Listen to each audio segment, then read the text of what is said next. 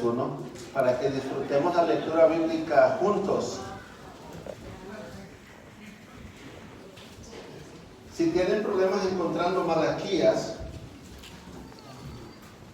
es el último libro del Antiguo Testamento. Malaquías 1:6. El hijo honra al padre y el siervo a su señor. Si pues soy yo padre, ¿dónde está mi honra? Y si soy señor, ¿dónde está mi temor? Dice Jehová de los ejércitos a vosotros, oh sacerdotes, que menospreciáis mi nombre y decís, ¿en qué hemos menospreciado tu nombre? En que ofrecéis sobre mi altar pan inmundo, dijiste, ¿en qué te hemos deshonrado? ¿En qué pensáis que la mesa de Jehová es despreciable? Y cuando ofrecéis el animal ciego para el sacrificio, ¿no es malo? Asimismo, cuando ofrecéis el cojo o el enfermo, ¿no es malo? Preséntalo pues a tu príncipe. ¿Acaso se agradará de ti o le serás acepto? Dice Jehová de los ejércitos. Ahora pues, orad por el favor de Dios para que tengáis piedad de nosotros. Pero ¿cómo podéis agradarle si hacéis estas cosas? Dice Jehová de los ejércitos.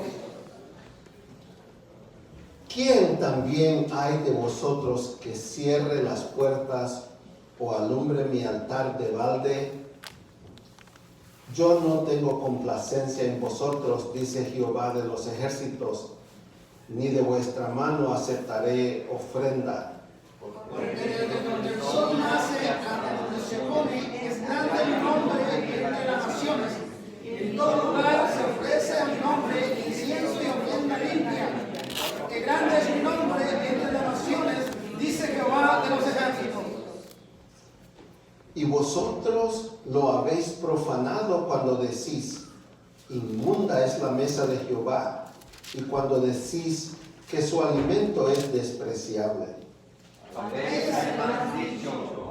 qué fastidio es esto, y me despreciaste, dice Jehová de los ejércitos, y trajiste lo hurtado, o cojo, o enfermo, y presentáis ofrenda.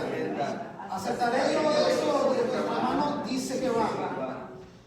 Maldito el que engaña, el que teniendo machos en su rebaño promete y sacrifica a Jehová lo dañado, porque yo soy gran rey, dice Jehová de los ejércitos, y mi nombre es temible entre las naciones.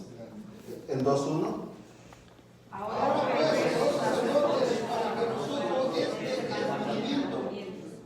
Si no oyereis y si no decidís de corazón dar gloria a mi nombre, ha dicho Jehová de los ejércitos, enviaré maldición sobre vosotros y maldeciré vuestras bendiciones.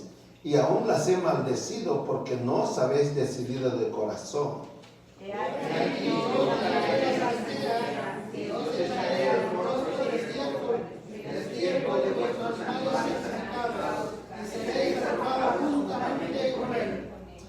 Y sabréis que yo os envié este mandamiento para que fuese mi pacto con Leví, ha dicho Jehová de los ejércitos. Mi pacto con él fue de vida y de paz.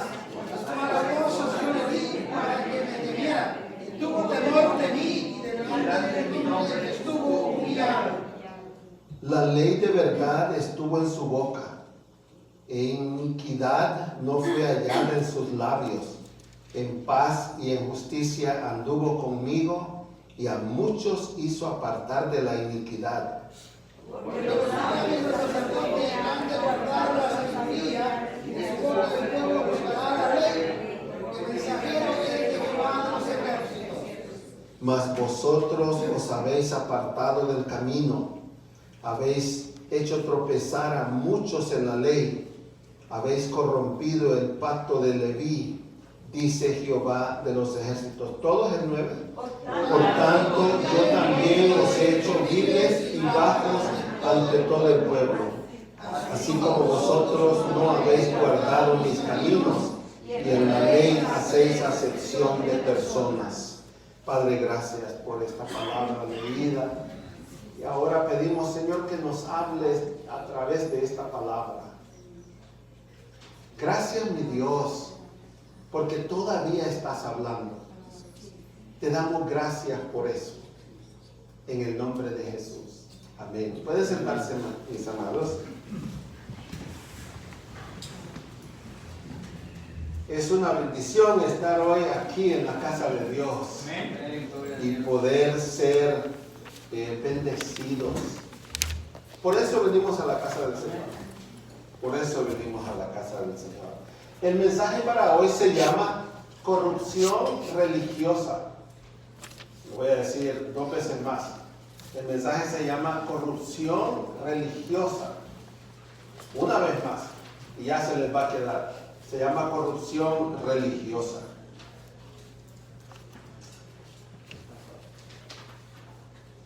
¿Cómo llegan los políticos a ser corruptos? Es una pregunta que la gente ha lidiado con esa pregunta por mucho tiempo.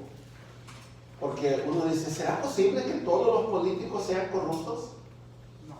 Bueno, no llegan así.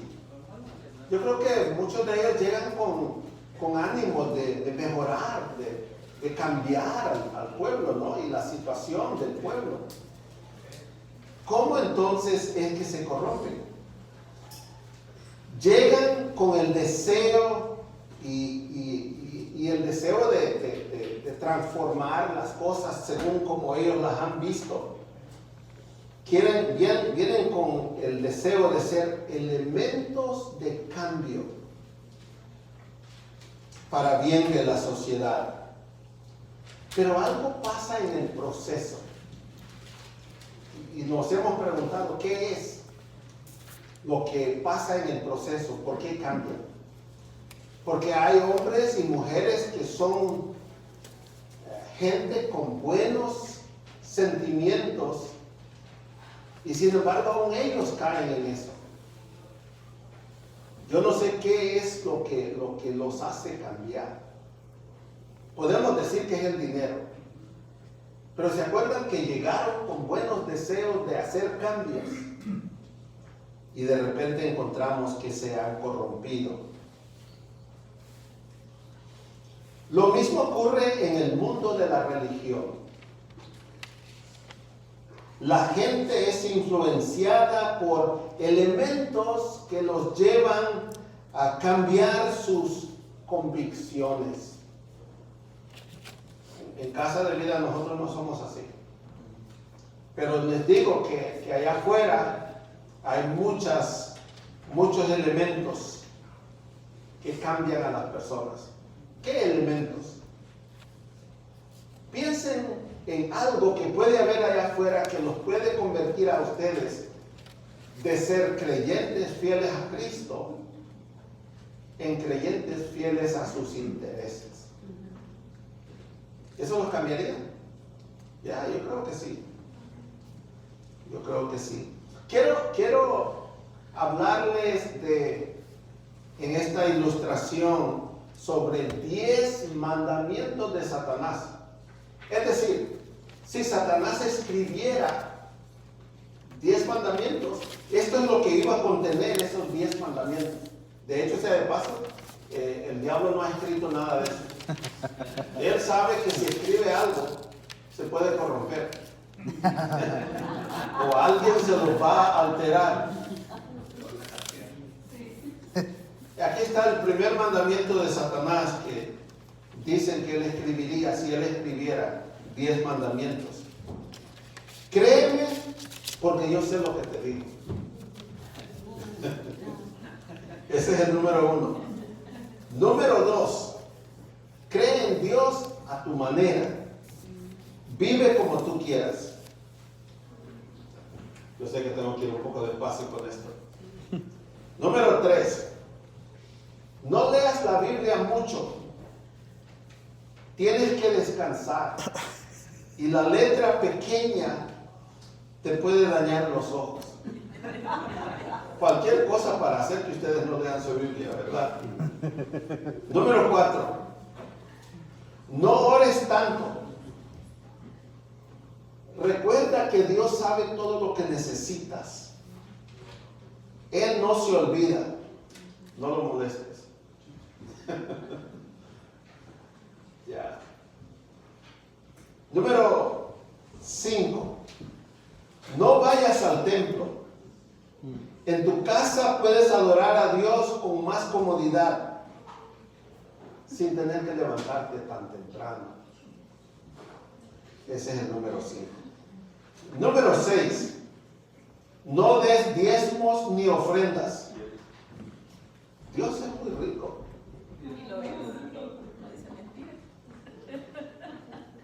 Todas estas serían mentiras, ¿verdad? Ustedes saben eso.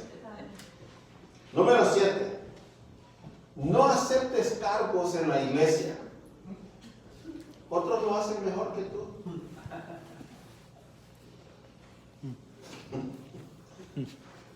Número 8.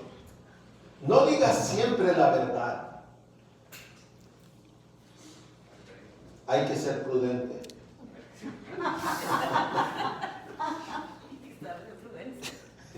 Número 9. No te preocupes. Otros viven peor que tú. Y número 10. No te preocupes por tus hijos. En la iglesia les van a enseñar.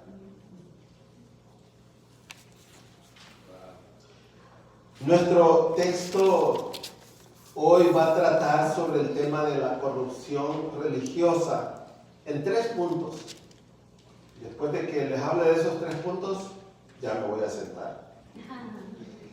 El número 1 es el menosprecio de su nombre.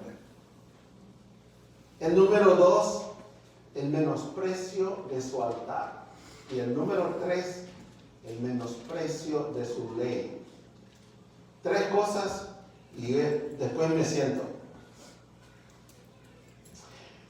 Consideren lo que aquí se dice y sean ustedes los jueces de lo que aquí voy a decir.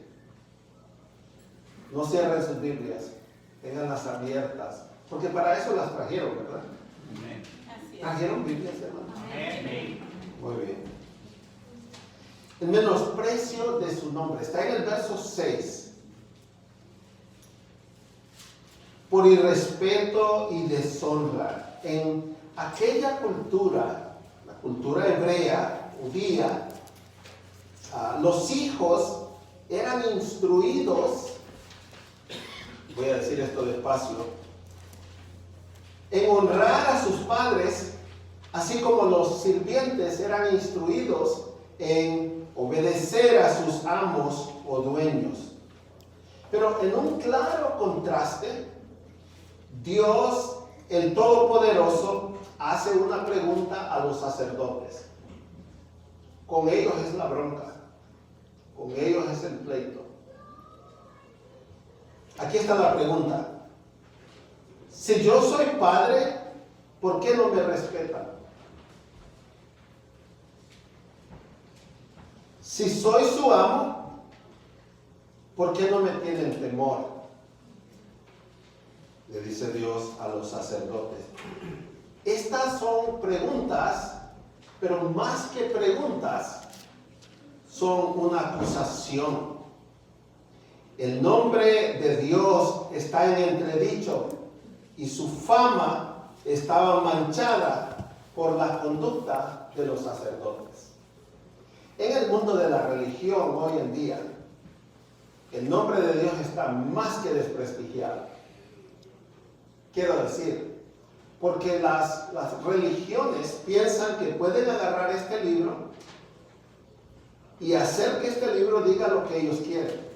En otras palabras, cuando ellos lo leen, no tiene sentido, así que le vamos a poner sentido y que este libro diga lo que nosotros queremos. Y por eso los mandamientos de Satanás. La gente, al igual que Satanás, piensan hacer que la Biblia diga lo que ellos quieren o lo que ellos piensan que debe de hacer o decir. Miren, amados, tenemos este problema.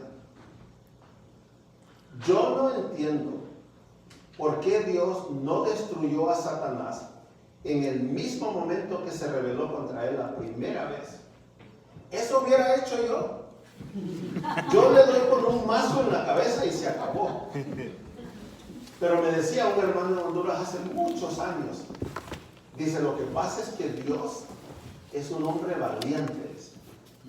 Los cobardes reaccionan inmediatamente y matan. Pero los valientes no, se toman su tiempo. Dice, vamos a ver cuál es la mejor manera de resolver esto. Y Dios está en el proceso de resolver esta cosa de Satanás. ¿Cuánto daño ha hecho Satanás en la mente del diablo? Él nunca abriría las cárceles. Seguiría llenando los cementerios. Le gusta cuando la gente sufre. Le gusta ver un pleito entre mamá e hija. Cuando ellas están peleando, él se goza. Le gusta ver sufrir a los niños. Para él, la vida es el dolor, la angustia, la desesperación, el sufrimiento. ¿Y saben qué es lo más trágico? Que la humanidad lo está siguiendo. Lo está siguiendo. Los seres humanos hacemos cosas horribles a los seres humanos. Dios, nuestro Dios, no es respetado por la religión. La religión ha puesto abajo el nombre de nuestro Dios. Pero los sacerdotes preguntan, ellos le hacen a Dios, Dios le pregunta a ellos le preguntan a Dios. ¿Se fijaron? ¿Cuándo hemos despreciado tu nombre? Esa es la pregunta de los sacerdotes a Dios. ¿Cuándo hemos despreciado tu nombre? Dios acusa a los sacerdotes de deshonrarlo y ser mal ejemplo para el pueblo. El templo se reconstruyó en el año 516 antes de Cristo y se adoraba allí al Señor nuestro Dios, pero los sacerdotes actuaban impropiamente, hacían cosas malas. O sea, la religión se estaba corrompiendo. El sacerdote Esdras había comenzado un gran avivamiento en el año 458 antes de Cristo. Pero para el tiempo de Malaquías se habían apartado del Señor y el pueblo juntamente con ellos. O sea, por donde va la iglesia, por ahí va el pastor, o viceversa. Si el pastor es un pervertido, la iglesia se va a pervertir. Se nos ha enseñado en el pastorado. Ninguna iglesia es más espiritual que su pastor. Tal como es el pastor, es la iglesia. Y lo tenemos aquí. Los sacerdotes se pervirtieron y la gente también. Porque los sacerdotes tenían el deber de enseñarle al pueblo la palabra de Dios. Pero como ellos se corrompieron, también el pueblo. Era de esperarse, ¿verdad? La adoración del Señor no era de corazón, más bien para los sacerdotes era una carga. El ministerio era una carga. ¿Estamos conscientes nosotros del nombre de Cristo todos los días? ¿Estamos conscientes cuando caminamos por esas calles? Cuando vamos al trabajo, que sobre nosotros está el nombre de Cristo. Y que si nosotros actuamos mal, la gente va a hablar mal de Cristo. Como cuando actuamos bien, la gente habla bien del nombre de Cristo. Me decía este muchacho años atrás cuando trabajábamos juntos, me dice, tu amigo, dice, que dice que es cristiano, cuando nosotros andamos en la carretera, dice, porque manejamos juntos, cuando andamos en la carretera, su cristiandad como que se la pone en la bolsa. Dice, de repente, un carro se le atraviesa y momentos antes él estaba cantando coritos en el carro. Pero ahora dice, hijo de... Dice, yo no puedo entender cómo él dice que es cristiano y hace esas cosas. Y el otro muchacho no era creyente. ¿Ustedes creen que él se va a ir al cielo con el hermano tal y tal? Debemos entonces nosotros vivir todos los días.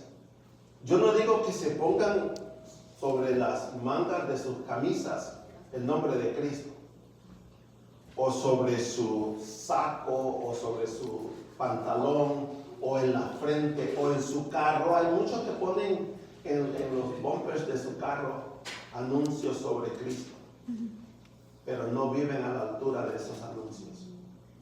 Es mejor no poner anuncio alguno y vivir para Cristo. El mundo sabe cuando estamos viviendo para Cristo. En fin, ellos saben mejor que en la iglesia quiénes están viviendo para Cristo. Somos sacerdotes de Cristo. Segundo, menosprecio de su altar. Menosprecio de su altar. Ya estamos en los versículos 7. Al final de ese pasaje, menosprecio de su altar. ¿Cómo sabía Dios o cómo dejó Dios convicto a estos sacerdotes de que estaban menospreciando su altar? Pues por los sacrificios que ofrecían. Pónganse cómodos. No quiero que nadie se vaya a caer de la silla. Pero cuando nosotros damos a Dios, Él sabe por qué damos y sabe cuánto damos y qué significa el cuánto damos. Los sacerdotes ponían sobre el altar de los sacrificios los animales que ofrecían a Dios. Y Dios está mirándolos y Dios está evaluándolos, evaluando sus sacrificios. Ofrecían sin respeto animales contaminados en el altar. Si ustedes regresan al libro de Éxodo, ustedes van a encontrar ahí los requisitos para ofrecer un animal a Jehová sobre el altar. Esos animales tenían que ser perfectos. Había que examinarlos y asegurar que ese animalito era perfecto. No podía tener ninguna cosa que lo hiciera imperfecto. Porque ese animalito estaba representando nada menos que al Cordero de Dios. Entonces tenía que ser perfecto. El Cordero de Dios es perfecto. Es perfecto. Pero ellos le preguntaban a Dios cuando Dios dijo que ofrecían animales contaminados sobre su altar. Le preguntan, ¿cómo hemos contaminado tu altar? Yo en el principio, cuando introduje el libro de Malaquías, les dije que ellos le hacen preguntas a Dios, Dios le hace preguntas a ellos, y así eso es la característica del libro. La respuesta del Señor no se deja esperar. Lo contaminan al ofrecer animales, y les voy a dar 3 características de los animales que ellos estaban ofreciendo sobre el altar de Dios. Animales lisiados, ciegos y enfermos. Eso es lo que ellos ofrecían a Dios. Deberían, dice, dar esos animales al gobernador en pago de sus impuestos, a ver si él los acepta. A ver si él los acepta. Ustedes dicen que el Señor tenga misericordia de nosotros. Pero, dice el Señor, ¿por qué debe el Señor tener misericordia de ustedes cuando hacen estas cosas? ¿Por qué debe tener el Señor misericordia de ustedes cuando hacen estas cosas? Aquí hay algo que el Señor propone, ya que no los puede convencer que dejen de ser corruptos.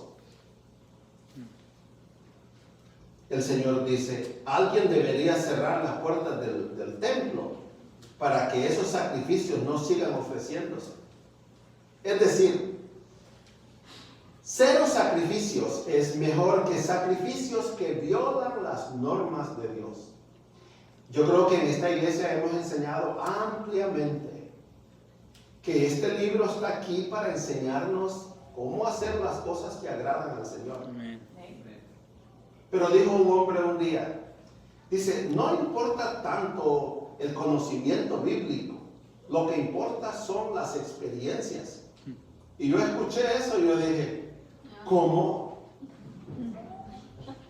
¿Cómo vamos a tener experiencias que agradan a nuestro Dios si no conocemos la prescripción o la receta que está aquí en la palabra de Dios? No podemos agradar a Dios si no sabemos cómo piensa o lo que quiere. Simplemente le vamos a dar lo que nos parezca mejor. Ese es un error. En fin, es un horror. Es la razón por la que la Biblia es tan importante. Amén. Tan importante. Porque nos dice cómo agradarle a Él. Una de esas cosas que he aprendido que me parecieron interesantes es cuando tenemos reuniones de parejas y le preguntamos a un hombre, ¿cuáles son los colores favoritos de tu mujer? Y no, hombre, las respuestas de él están lejos de lo que es. Dices que a tu esposa le gusta la comida esta y esta y esta. Sí, le preguntamos a la esposa y dice, no, hombre, ni por cerca.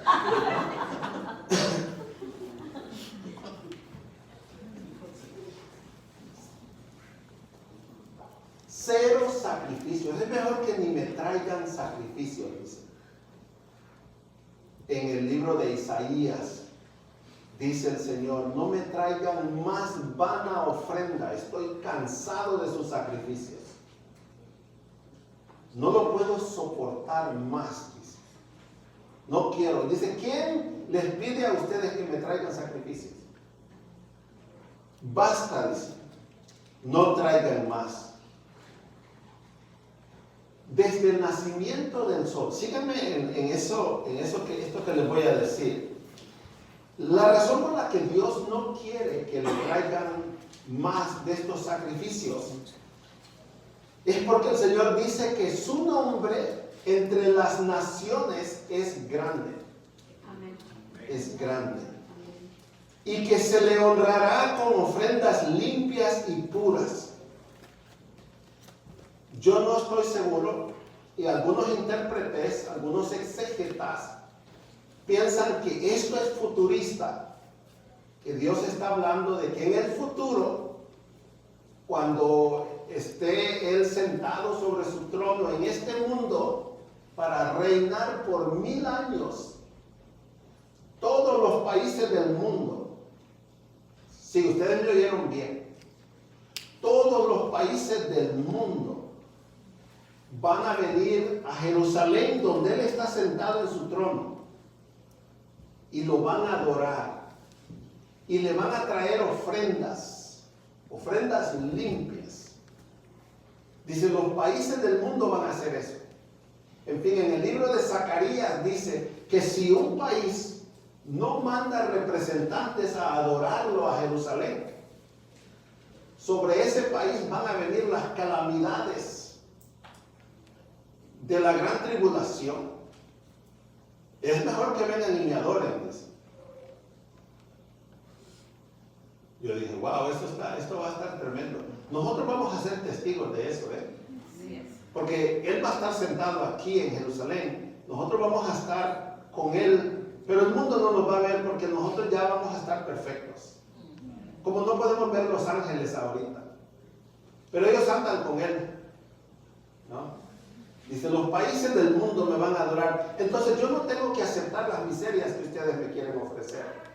Las cosas impuras, imperfectas, que niegan que yo soy un gran rey o el gran rey. Sí. Entonces, ¿qué es lo que le ofrecemos al Señor como sacerdotes suyos? Ojalá que no me malinterpreten. Yo no que quiero que den más dinero al Señor. No quiero que den más tiempo al Señor. Estoy diciendo, lo que le den al Señor, que Él lo reciba, que Él mire que ustedes se lo dan de corazón. Sí, de eso se trata. De eso se trata. No es tanto cantidad, es calidad. Es calidad. En Israel, donde los sacerdotes lo deshonran y desprecian su altar. Eso es lo que hacen los sacerdotes, lo que hacían. Israel fue llamado para dar al mundo el aroma grato del conocimiento de nuestro Señor Jesucristo. Desde donde sale el sol hasta donde se pone. Hoy Dios ha llamado a su iglesia para esa misión de dar a conocer su nombre entre las naciones del mundo entero. Y le dio esa misión a su iglesia formada por judíos y gentiles. Antes solo eran los judíos que tenían que darle testimonio al mundo gentil. Pero ellos no hicieron eso. Ellos se pusieron su orgullo bien allá arriba y dijeron, nosotros somos mejores que ellos. Somos mejores que ellos. Y Dios dijo que habían malinterpretado su misión. Hoy estamos nosotros aquí para dar testimonio a la humanidad perdida de quién es Jesús. La gente sacrificaba incorrectamente a Dios por 3 razones. Les voy a dar 3 razones por las que la gente sacrificaba incorrectamente a Dios. 1, eran tacaños. Daban de lo que no querían, de lo que les sobraba a Dios. Sus animales, en ese tiempo eran animales, no era papel moneda, eran sus animales. ¿Qué clase de animales le ofrecían a Dios? Los animales que ya no querían. Segundo, eran negligentes. No les importaba lo que ofrecían como sacrificios a Dios. Y número 3, eran desobedientes. Sacrificaban como les parecía mejor y no como Dios había mandado. Otra vez les digo que la Biblia tiene las normas, los reglamentos de cómo debemos dar a Dios o sacrificar a nuestro Dios. Y la pregunta es, ¿cómo damos a nuestro Dios? ¿Cómo damos? Me parece a mí que en los tiempos de nuestro Señor Jesucristo, Él estaba mirando cuando la gente venía al templo y estaba poniendo sus ofrendas en las urnas para las ofrendas. Y yo no sé cuánto tiempo estuvo Él observando, pero miró cómo la gente traía dinero. Y de repente llama a sus discípulos y les dice, vengan acá, quiero que miren esto. Y Él hizo una observación que hasta la vez estamos lidiando con eso. Dijo, esta viuda solo puso 2 moneditas, que eran las de menos valor en el sistema de valores económicos en ese tiempo. Dice, ella puso solo 2 moneditas, pero dio más que todos los demás. Y el principio que Él señaló ese día es este. Dice, ella dio todo lo que tenía. Ellos dieron de lo que les sobraba. Y Dios apreció más alto lo que esta viuda dio que lo que daban todos aquellos. Y los discípulos se quedaron anonadados. ¿Cómo? Si estos están trayendo bolsas de dinero y están poniendo ahí. Sí, pero no lo hacen para mí, dice. No lo hacen para mí. Ouch.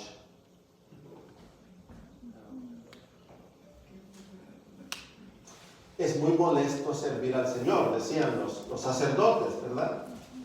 La adoración era una carga para los sacerdotes. El ministerio que ellos hacían era una carga, algo pesado. Sentían pesada la carga del ministerio. Muchos, voy a decirlo despacio, piensan que servir a Dios debe darles una vida cómoda. Si yo soy un ministro de Cristo, yo debo de tener mi helicóptero, debo de tener mi jet, debo de tener por lo menos un Rolls Royce. Mi vida debe ser cómoda y fácil, porque yo estoy sirviendo al gran rey. Error. Están buscando un Dios de conveniencia. Están buscando un Dios de conveniencia. Lo cierto es que se necesita esfuerzo para vivir por los altos estándares de Dios. Y eso aplica al pastor o a cualquier persona en la iglesia. Si queremos servir al Señor, nos va a costar. Nos va a costar. Jesucristo bajó del trono en la gloria y vino acá abajo a la tierra entre las miserias de nosotros. El pastor Scott de la iglesia Orchard me estaba contando que cuando estuvo el año pasado en Haití, dice que los hermanos en Haití piensan que un pastor está acá arriba. Entonces cuando él se puso ahí con los demás hermanos a mezclar cemento y ayudar con eso, este hermano vino y le preguntó: ¿y tú qué haces en los Estados Unidos? Él le dice: yo soy un pastor. Un momentito, dice. ¿Cómo es que tú eres un pastor y estás aquí trabajando con los obreros mezclando cemento? Y el hermano no sabía cómo explicarle, porque la verdad es que este hombre tiene un concepto diferente de lo que es un pastor. Allá en ese país, los pastores son vistos de esa manera. Pero aquí en los Estados Unidos, nosotros sabemos que un pastor es un obrero de Cristo. Amén. Sí, yo sé que hay un montón de pastores que son de la alta alcurnia. Pero la mayoría de nosotros no somos así. Por eso les he dicho que yo me puedo poner a barrer el piso, yo puedo trapear, yo puedo hacer lo que sea necesario para que esta iglesia siga funcionando. Amén. Dice el pastor Scott que cuando él estaba haciendo esa mezcla de cemento y ayudando a pasar el cemento, que se manchó de cemento. Y cuando terminaron ese trabajo de cemento, fueron a este barrio para compartir el evangelio con la gente. Y mientras iban, dice que este hermano trajo una toalla, la mojó y empezó a limpiarle el cemento que él tenía. Y le dice el pastor a este hermano: no tienes que hacer eso, le dice, está bien. Dice el hermano: pues yo pienso, dice el pastor, que si Jesús le lavó los pies a Pedro, yo puedo limpiar un poquito de cemento de ti. Ya. La adoración era una carga para los sacerdotes. Sentían pesada la carga del ministerio. Muchas personas piensan que porque ellos sirven a Dios, su vida debe ser tan cómoda, debe ser tan fácil. Se necesita esfuerzo para servir por los altos estándares de Dios. Otra vez les digo, hermanos, no es cosa de hacer las cosas que Dios quiere, es cómo las hacemos. ¿Cómo las hacemos? ¿Qué actitud tenemos a la hora de hacerlas? Los sacerdotes de Dios en ese tiempo de Malaquías estaban haciendo las cosas muy mal. Y Dios viene a reprenderlos. Porque ellos pensaban, el hecho de que le están sirviendo a Dios debe de agradarle, ¿no? Él debe estar contento con nosotros por lo que estamos haciendo. No, dice Dios. Tienen que hacer las cosas bien, como yo digo. No como se les ocurre a ustedes. A veces Dios nos llama a una vida de pobreza, a un ministerio en el que somos pobres.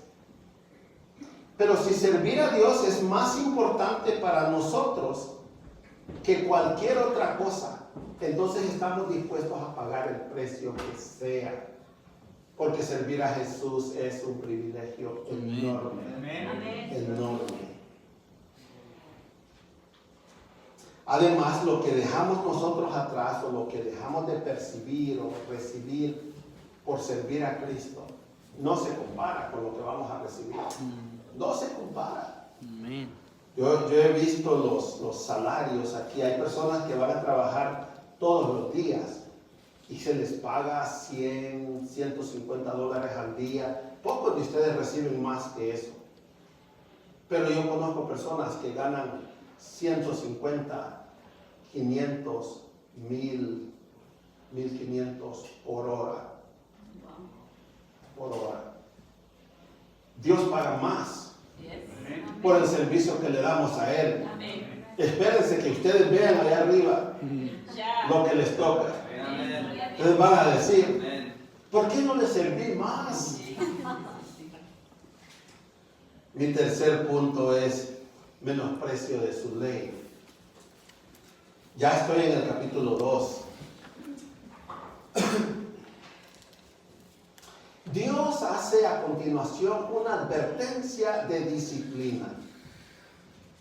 Hace una advertencia de que va a castigar a estos sacerdotes. Les advirtió a los sacerdotes que los iba a maldecir si no honraban su nombre. Quiero decir algo aquí en cuanto a esta palabra maldición. La palabra maldición nosotros pronunciamos en América Latina esa palabra como nada.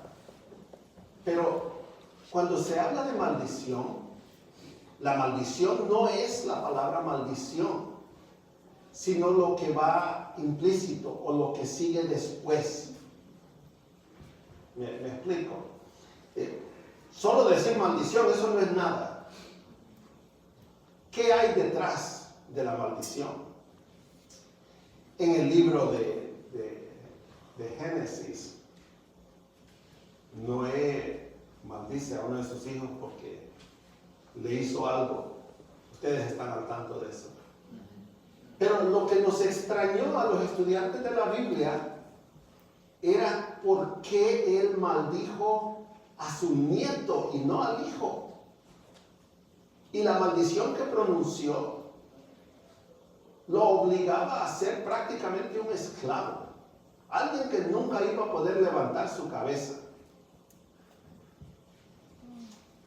Yo creo que no nos ponemos a pensar a veces cuando nos metemos en problemas con el Señor, que ponemos en riesgo a otras personas, que la disciplina del Señor puede afectarnos a nosotros, pero también a otros. Entonces, caminemos con el Señor en obediencia a esta palabra. No dejen de leer su Biblia todos los días, porque es la manera en que Dios nos habla. Eso que le dijiste a tu mamá no está bien, ve y pídele perdón. Pero no quiero.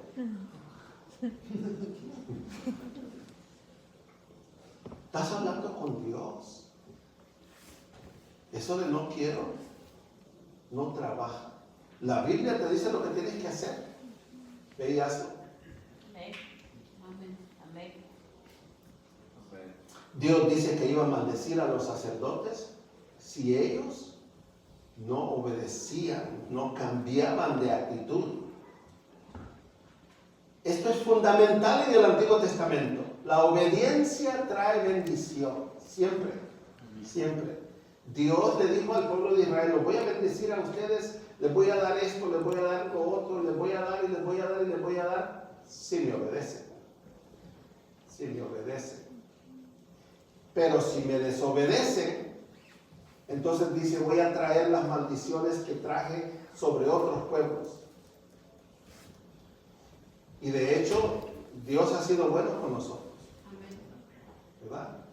Dios dijo que entre sus maldiciones estaban que aquellos pueblos tenían enfermedades que los judíos no tenían. Ellos no padecían esas enfermedades. Nos da tanta tristeza, tanto dolor cuando una mujer aborta o pierde un bebé. Y nos estamos yendo para abajo. Dios dice, entre ustedes, mi pueblo, no va a haber aborto, no va a haber mujer que pierda su bebé. Si me obedece. Si me obedece. Así como la obediencia trae bendición, la desobediencia trae maldición. Los sacerdotes serían castigados y también su postrimería, es decir, hasta la segunda, tercera generación, cuarta generación. Ya estamos hablando de un tema amplio, pero no nos vamos a meter ahí. Al igual que los sacerdotes, nosotros también somos llamados a honrar el nombre de nuestro Señor Jesucristo, aquí en este lugar, o donde quiera que nosotros estemos. Somos llamados a dar gloria a su nombre y adorarlo. Ya dijimos que la adoración no es meramente cantarle al Señor. Adoración está en todo lo que hacemos. En todo lo que hacemos. Este hombre invitaba a su jefe para que viniera a su iglesia con él. Y el jefe siempre se sonreía y le decía, no. Pues un día el jefe le dijo, ¿sabes qué? Voy a ir a tu iglesia contigo. Y él le preguntó, ¿pero por qué ahora sí? Y él dice, porque antes yo sabía que te robabas mis clavos, te robabas mis herramientas. Pero últimamente dice, he visto que has cambiado completamente. Quiero ir a tu iglesia. Quiero saber qué enseñan en tu iglesia. Porque antes no iba, porque pensaba que lo que enseñan en tu iglesia no es correcto. Pero ahora que has cambiado, dice, ya no robas más. Quiero ir a tu iglesia. Quiero ver qué es lo que enseñan en esa iglesia. Reconocer quién es Dios es nuestro deber, es tarea nuestra. El Todopoderoso, Creador del universo, único, perfecto en todo, y quien alcanza al hombre con amor perfecto. Eso es verdad. Nosotros sabemos que eso es verdad. Debemos comenzar por amarlo con todo el corazón. Dicho sea de paso, le pregunté a alguien un día que si se puede mandar al corazón a amar, y me dijo la persona, no, al corazón no se le puede mandar a amar. Pero la palabra de Dios acuñó en los 10 mandamientos el amor. Entre los 10 mandamientos está, amarás a Jehová tu Dios con todo tu corazón. ¿Cómo que al corazón no se le puede mandar? Ustedes lo hacen todo el tiempo. Todo el tiempo. Me quiero casar con la Marillita. Dice el Señor, yo tengo para ti la esposa que necesitas. Si no es la Marillita,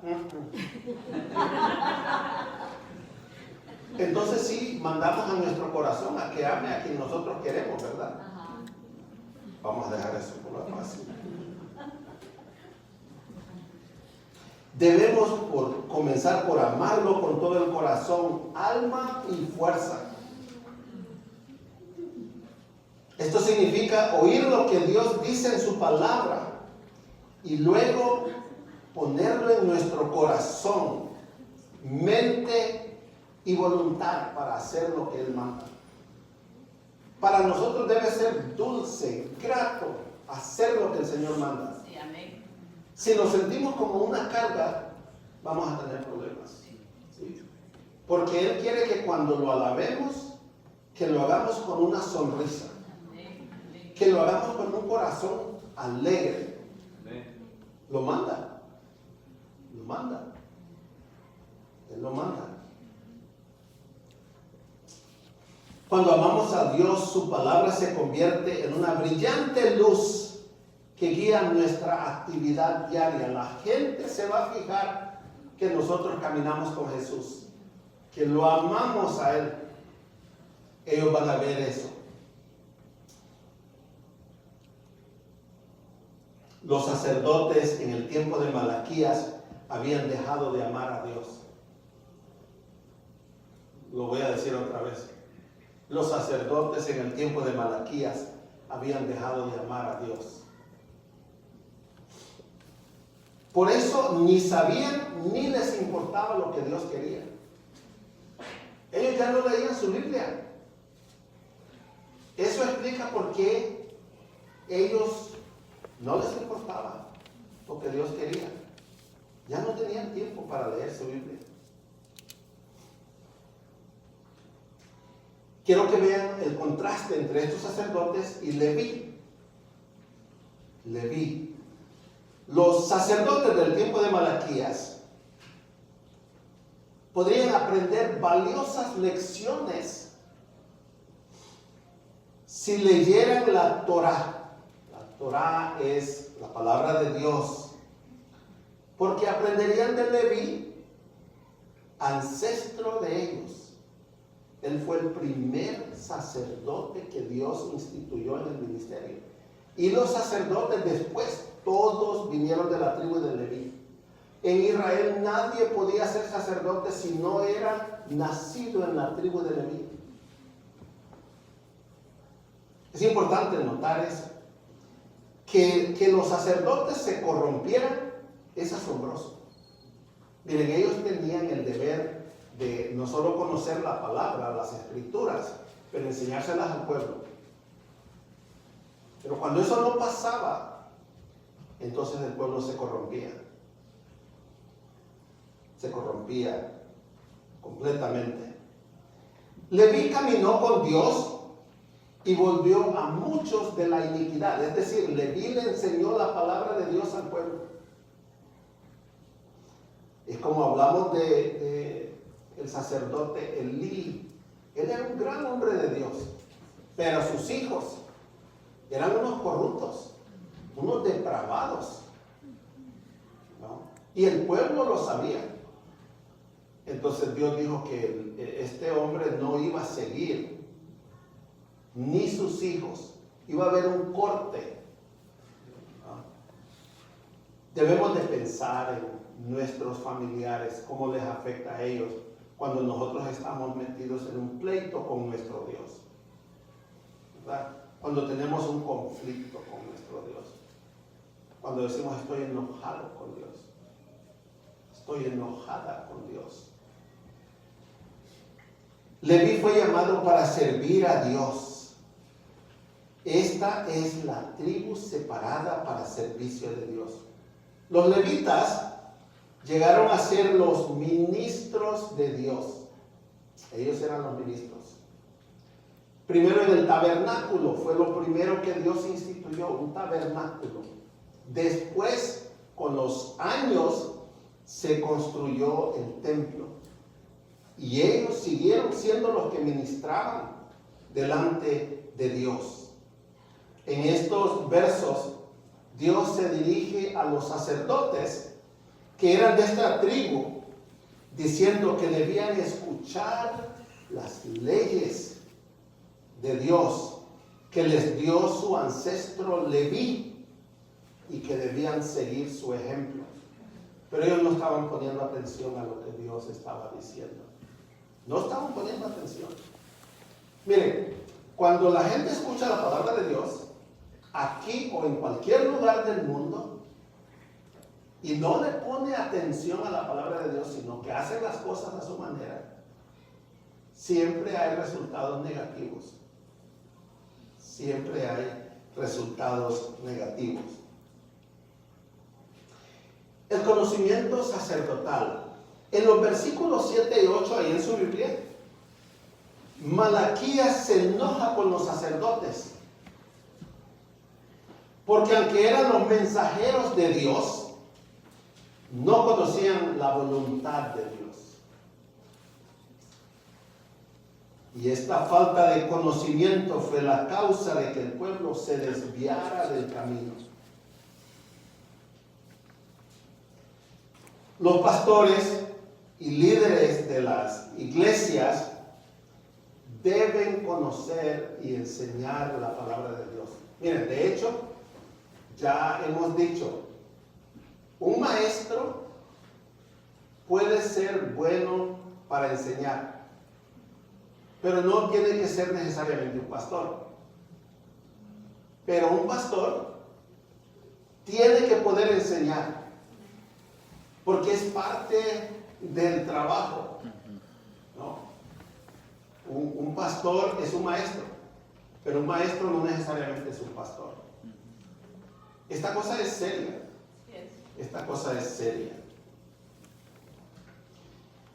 Los sacerdotes y la influencia, ya vamos llegando al final.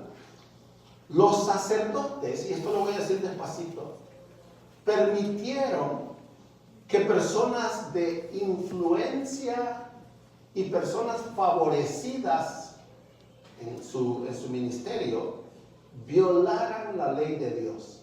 Es decir, gente venía y le decía a los sacerdotes, te voy a dar un regalito, pero acéptame estos animales que ya no me sirven para nada y sacrifícalos a Jehová.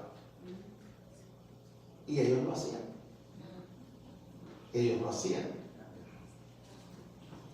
Ellos eran dependientes de estas personas. Yo lo voy a poner así. Ellos se hicieron dependientes de estas personas para su apoyo.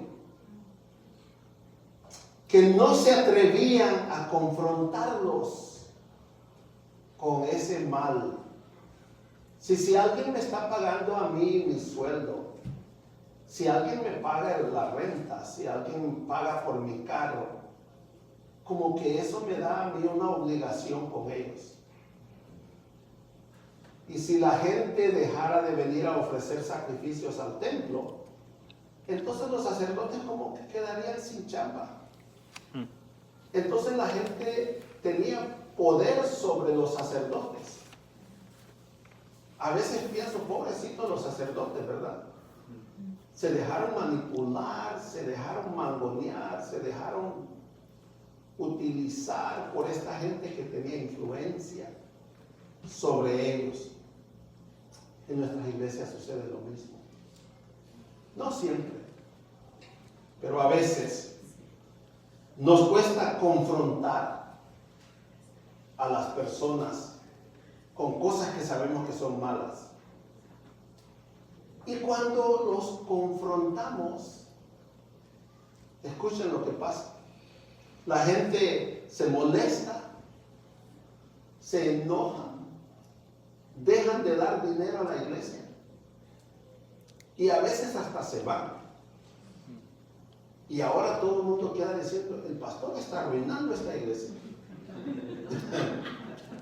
Él está arruinando esta iglesia. Pero favorecer a unas personas sobre otras es algo que Santiago dice que no se debe de hacer. Entonces, ¿cómo hacemos en el ministerio para hacer las cosas como Dios quiere y tener contenta a la gente? ¿Verdad? Porque hay muchas personas que tienen influencia. Tienen mucha influencia.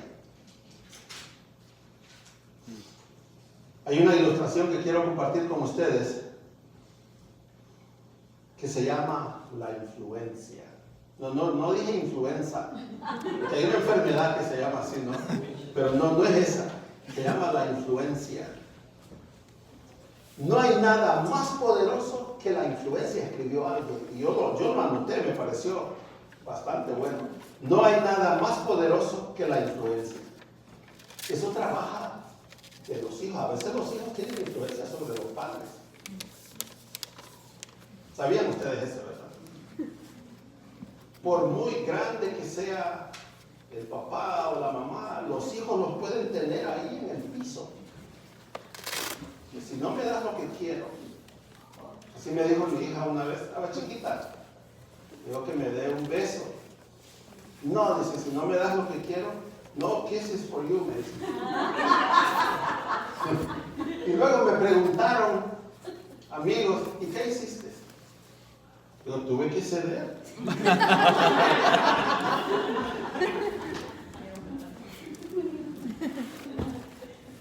La influencia, dice, uno no puede verla, ni olerla, ni verla.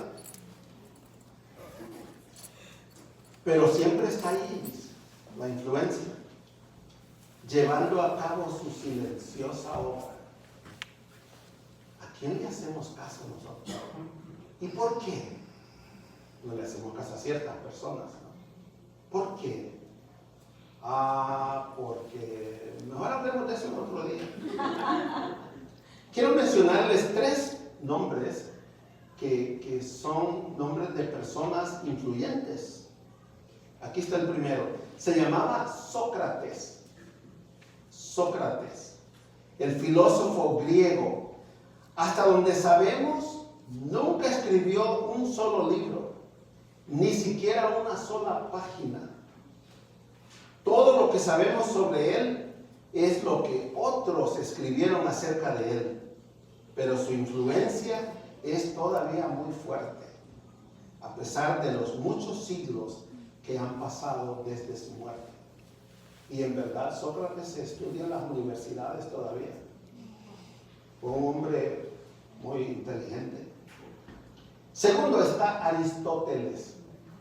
Se lo han oído mencionar, ¿verdad?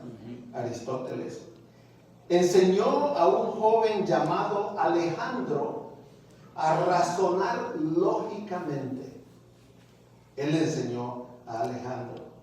Olimpias, se llamaba la mamá de Alejandro, Olimpias, una mujer ambiciosa y fuerte, puso fuego en el corazón y el espíritu de Alejandro, su hijo. Y aquí está, con la lógica y el fuego dominando su ser, Alejandro marchó de Macedonia a la edad de 23 años y en 10 años conquistó todo el mundo civilizado. Más bien la historia dice que él se puso a llorar porque dijo, no hay más nada que conquistar, dice. ¿Qué voy a hacer ahora? Aquí está la tercera persona, se llama Harriet Beecher Stowe. Ustedes nunca han oído mencionar ese nombre, ¿verdad? Harriet Beecher Stowe. Una mujer apenas conocida. En 1852 publicó un libro titulado La cabaña del tío Sam. Si ustedes no han oído de eso. La cabaña del tío Sam. Pero esta contribución literaria de Harriet Beecher Stowe corrió por Estados Unidos como vendaval. Y fue uno de los principales elementos en el nacimiento de la liberación de los esclavos. El libro de Harriet ha sido traducido a 25 idiomas.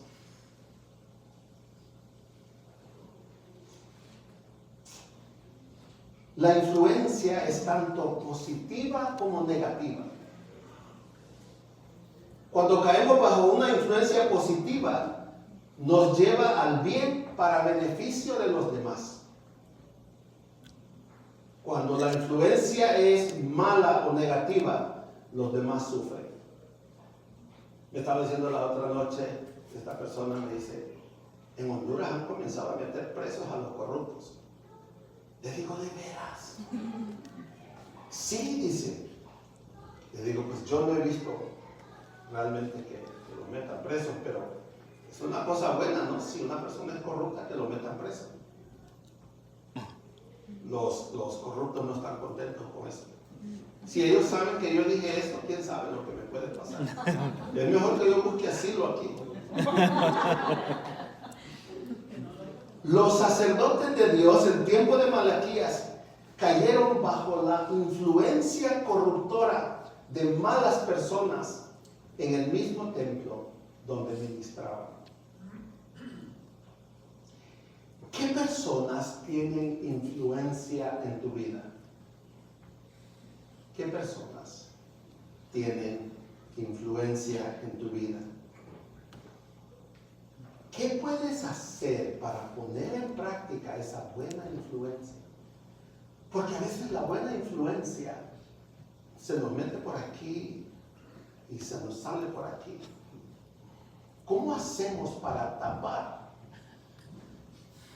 y que no se nos vaya la buena influencia? Porque por buena que sea la influencia, nosotros tenemos que decidir si la ponemos en práctica o no.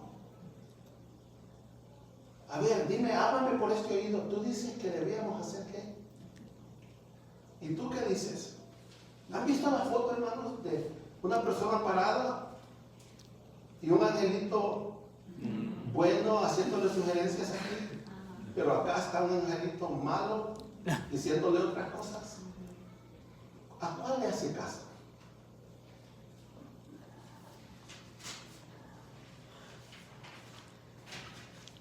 Los sacerdotes escucharon la influencia mala. Pero nosotros vamos a hacer lo contrario. Nosotros vamos a escuchar la influencia de la palabra de Dios y la vamos a poner en práctica en nuestra vida.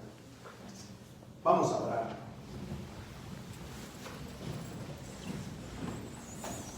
Padre, te damos gracias por la maravilla de tu palabra.